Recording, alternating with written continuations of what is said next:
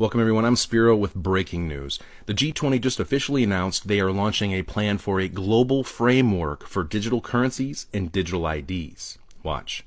Laying the building blocks for a globally coordinated and comprehensive policy and regulatory framework for crypto assets.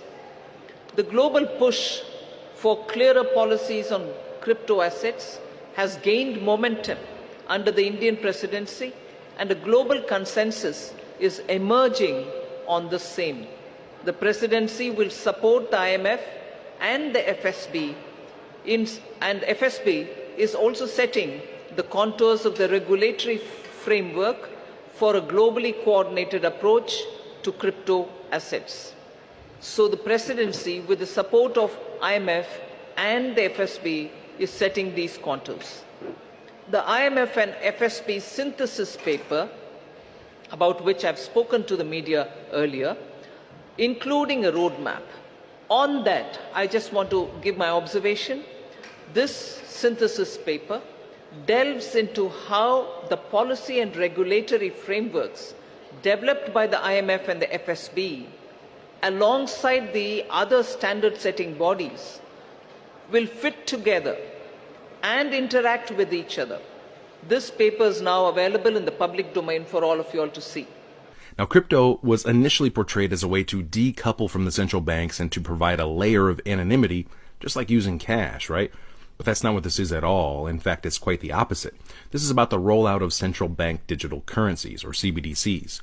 Now, the central banks have been working on this for quite a long time, and they have been partnering with governments and private corporations to usher this in. It kind of sounds like fascism, right? But what does it mean?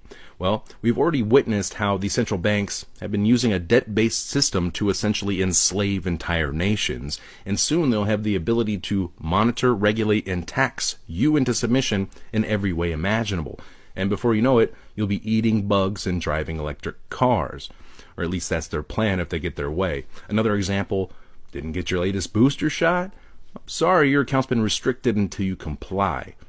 And at this point, we can start to see how the climate lockdowns don't seem too far-fetched after all, because we're witnessing the foundation of the social credit system being rolled out right now before our eyes. And if this sounds extreme, it's because it is. Just like the lockdowns and mandates that we just went through were extreme.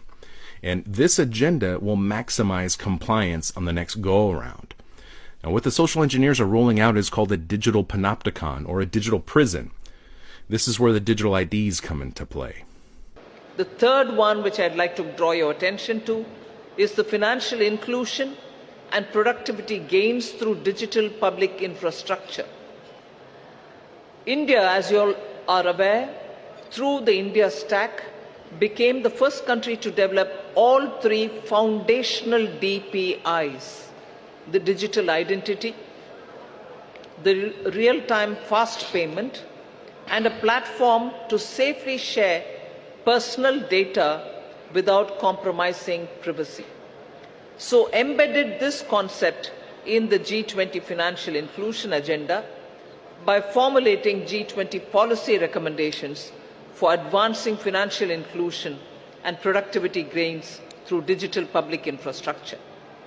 The fact they're announcing it now means they're about ready to roll it out. And once we go down this road, I'm not sure we can come back.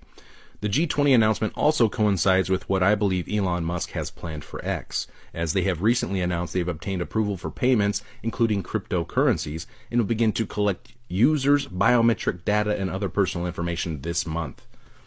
Kind of sounds like compliance with the global digital ID agenda that was just announced at the G20, but that's just my opinion, right? Maybe, maybe not. I hate to say it, folks, but it looks like the conspiracy theorists were right again. We warned that the measures used during COVID-19 '84 would be used to erect a new and improved, all-encompassing digital surveillance and police state, the likes of which humanity has never seen. And here it is. It's disguised as a solution, as progress, as inclusion, so no one's left behind. Because at the end of the day, we will all be slaves under this new system of control.